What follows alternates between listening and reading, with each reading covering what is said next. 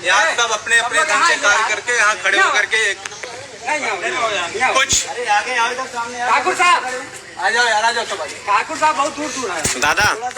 जो आपकी कंडीशन है, एपिडेमिक चल रहा है, उसमें आप डिस्टेंस बना के खड़े हुई है, अच्छा भी लगेगा, हम दिखेंगे भी अच्छे। और फोटोग्राफिक जो भी कैमरा होगा उसमें आप स्वयं दिखेंगे, नहीं तो किसी के पीछे तो रीजन ये है जिस वजह से हम खड़े हुए हैं, जितनी बार हमको लगता है कि कम से कम 7 बार इन्होंने रिक्त पद का जो है डाटा मांगा। सही बात भैया। 15 बार 3 महीने चलता रहा लगातार। हर तीसरे दिन रिक्त पदों की डाटा मांगते हैं। जब 7-15 का मतलब मेरा 7 जो मैंने काउंट किया था वो पर्टिकुलर इसी पे मांगा गया, और डाटा कई बार मांगा गया जिसमें सभी सम्मिलित थे, किसको क्या दिया, लेकिन पर्टिकुलर जब इसके लिए डाटा मांगा गया 7 बार मांगा। चलिए, तो ये जो भी डाटा उन्होंने मांगा जो भी ठीक था। अब और कौन सी चीजें बची हैं जो तुम रुके हुए? सही बात है। अभी भी आपने तत्काल कह दिया, मंत्री ने कहा तत्काल निकालिए। अब आप टिकट नहीं मांगेंगे तो तत्काल का उनका क्या अर्थ निकलता है? क्या 3 दिन? तत्काल मतलब 3 दिन, 24 घंटे होता तत्काल। अरे 24 घंटे हमारे भाई ने बोला कि तत्काल रेलवे में केवल 24 घंटे का होता है। अस्पताल में तो कहते हैं कि 1 घंटे में खून दो, नहीं तो मर जाएगा। तो क्या ये तत्काल अभी उनका निकला नहीं, आया नहीं है? ना तो कोई रीजन दे रहे। देखिए वहाँ पे लोग गए भी हैं, वो कोई रीजन नहीं दे रहे कि हम किस रीजन पे रोक रखे हैं। उनका क्या मोटिव है? आने दो कोई हम वोट खरीद रहे हैं, थोड़ा डिस्टेंस में हो जाइए, मास्क लगाइए, कोई इधर उधर नहीं, बस थोड़ा डिस्टेंस में खड़े हो जाओ, कोई दिक्कत नहीं है।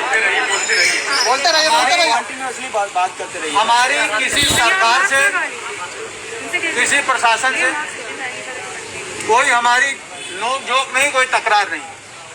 सिर्फ हम इन्हें ये कहने आए हैं कि लिस्ट जारी करिए, बात खत्म। हम और कुछ नहीं कह रहे हैं। जो लिस्ट आप इतनी बार डाटा मांगे हैं उसको जारी कर दीजिए। उसमें देर क्यों हो रही? इसीलिए ज्ञापन दे रहे हैं, इसीलिए हम लोग यहाँ पर इकट्ठा हुए हैं। आज बारिश में भी हम लोगों ने आपस में बुलवाया था तो इकट्ठा हुए हैं। आप लोग डिस्टेंस मेंटेन रखिए, कोरोना का जो नियमों का पालन करिए और अपना विरोध शांतिपूर्वक करिए। है कि जो 69,000 में रिक्त पद बच गए हैं, लगभग 7 से 8,000 बच्चे हैं, उनको अब रिलीज कर दो। इस पे उन्होंने तत्काल रिलीज करने के लिए कहा, कितनी बार डाटा गया, कितनी बार चीजें गई, सब कुछ सिस्टम है, फिर भी रिलीज नहीं कर रहा है। कौन नहीं रिलीज कर रहा है? जहां हम खड़े हैं, इसीलिए हम यहाँ खड़े हैं। सही बात। हम सड़कों पे होते, अगर हमको प्रशासन से मतलब इस संस्था से नहीं दिरेज होता, अगर हमारा शासन से कोई वो होता तो हम वहाँ रोड पे होते। यहाँ क्यों होते? हमको तो यहाँ इसलिए हम इन्हें आग्रह करने आए, निवेदन करने आए कि sir please release this list. बस कि आप इस लिस्ट को रिलीज करिए। हम सब 3 साल से जो 67,867 लिस्ट लेके बैठा है, उसकी और मेरी योग्यता में तनिक भी अंतर नहीं है। वो वेतन उठा रहा और हम यहाँ अपनी इस जो है नौकरी की मांग कर रहे हैं। कितनी बड़ी विडंबना है, कुछ फर्जी लोग कितनी बड़ी विडंबना है कि शाहजहांपुर में बीटीसी फेल निकल रहा है। सही बात है, सही, एकदम सही बात है भाई। हमारी क्या कसूर है कि आप गलत आदमियों को एंट्री दे दिए? नहीं, लिस्ट बनाया किसने? आपने। फर्जी लोगों को बिना छांटे ही आपने नियुक्ति कैसे दे दी? चलिए, हम ये भी मानते हैं कि आपके पास टाइम कम था, आपने गलतियां की। हम इतने उदार हैं कि हमें ये हमारा अधिकार है, फिर भी हम कहते हैं कि चलिए हमने उन चीजों को लेफ्ट किया। शिक्षक का धर्म जो अब बचा है उस पर तो निकालो। ऐसा क्यों नहीं कर रहे हैं आप? इतना धैर्य किसके पास है कि जिसके पास 3.5 साल का धैर्य होगा? सब रास्तों में ठीक है, चुनाव कराइए और 3.5 साल तक उनके 3.5 साल का धैर्य होगा। सब रास्तों में ठीक है, चुनाव कराइए और 3.5 साल तक उनके रिजल्ट को रोक दीजिए। चुनाव पर बहुत सही, चुनाव कराइए और 3.5 साल रोक दीजिए। धैर्य तब समझ में आएगा। जाएगा। जितने कर्मचारी हैं उनके वेतन को केवल 3.5 महीने रोक दीजिए तत्काल प्रभाव से। जितने कर्मचारी हैं कितना लंबा हो गया ये कभी नहीं नहीं रुक सकता। कभी नहीं रुक सकते। 1 महीने तो रुक नहीं सकते, 3 महीने रुकेंगे। सुनिए, अब तक की सबसे टफेस्ट जॉब है ये शिक्षक के रिस्पेक्ट में। आप क्या किए? बीएड किए।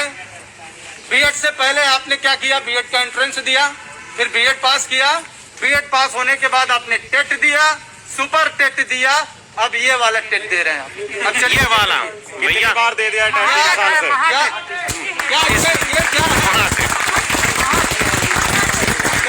मैं ये जानना चाहता हूँ समाज से, इस निदेशालय से, वहाँ बैठे मुख्यमंत्री, मंत्री और अन्य हमारे प्रधानमंत्री से, आप शिक्षक जन्म देना चाहते हो या आंदोलनकारी? आप हमें शिक्षक बना रहे हो कि आंदोलनकारी? आपने तो हमें विरोध करना आप सिखा रहे हो। कोट खेलना हम अभी मैं बता रहा हूं कि जब मैं पहुंचूंगा अपने बीएसए के पास तो मेरा अहम उसके समक्ष इतना होगा कि वो मुझे बौना दिखाई देगा। मैं रिस्पेक्ट कैसे करूंगा इसका? उस अधिकारी का रिस्पेक्ट मेरे मन में नहीं रहेगा। तुम हो कौन? मैं तुमसे बड़े बड़े अधिकारियों से मिल के आया हूँ, लड़ के आया हूँ, झगड़ के आया हूँ, छीन के लाया हूँ। सही बात है। तो मैं उसका अनुपालन कैसे करूंगा? कोट खेल के निकाल दिया। मैं उसका अनुपालन कैसे करूंगा? वो समस्याएं खड़ी होंगी आगे। उन समस्याओं को दूर करने का एक आसान सा तरीका इस शासन, ये जो हमारे निदेशक हैं, महानिदेशक हैं, उनको चाहिए कि अब बच्चों के धैर्य जवाब होगा, फिर भी छोड़ के आई हैं। कई भाई ऐसे होंगे जो अपने कितने कार्यक्रम छोड़ के आए हैं। किसी के पास हो सकता है कि आने का भाड़ा ना हो, बगल वाले से उधार लेके आया हो। ऐसी कंडीशन के लोग आए हैं यहाँ। हो सकता है किसी के पास केवल छप्पर हो। ऐसे मेरे एक मित्र थे, तिवारी जी थे, केवल उनके पास छप्पर था, लड़के वो भी गए। क्या आप ये जब भी कोई जाता है आपके देते हो? धैर्य रखो। मैं तो 3.5 महीने का हमेशा दूसरे के लिए हर कर्मचारी के वेतन का 3.5 महीने का धैर्य दे। तत्काल प्रभाव जितने खड़े हैं वो वेतन इनमें बांट दिया जाए। चलो भाई, तुम भी एक शिक्षक हो गए और होंगे। सबका वेतन मेरे अधिकार को आप ले नहीं सकते, मैं होऊंगा। आज विनय कर रहा हूँ, निर्णय कर रहा हूँ, कल कुछ और करेंगे, छीनेंगे। लेकिन हाँ, ये है कि हम शिक्षक हैं, हम कोई योद्धा नहीं है कि हम लड़ाई करेंगे, तोड़ फोड़ करेंगे। जैसे एक शिक्षक का धर्म है वो उसी तरीके से आएगा जैसे आज खड़े हैं हम। यहाँ कोई अभी यही पुलिस कर्मियों का या जो है क्या कहते हैं उसका किसी अन्य विभाग का होता तभी तक तोड़ ताड़ दिए होते। आप नहीं तोड़ पाएंगे, आपके अंदर का वो सिस्टम नहीं जागृत होगा, चाहिए भी नहीं। तो कहने का मेरा एक सिंपल सा यही रीजन है कि शासन प्रशासन को ये चाहिए कि हमें निदेशालय नहीं आना है। हमको कहाँ जाना है? स्कूल जाना। हमें निदेशालय नहीं आना।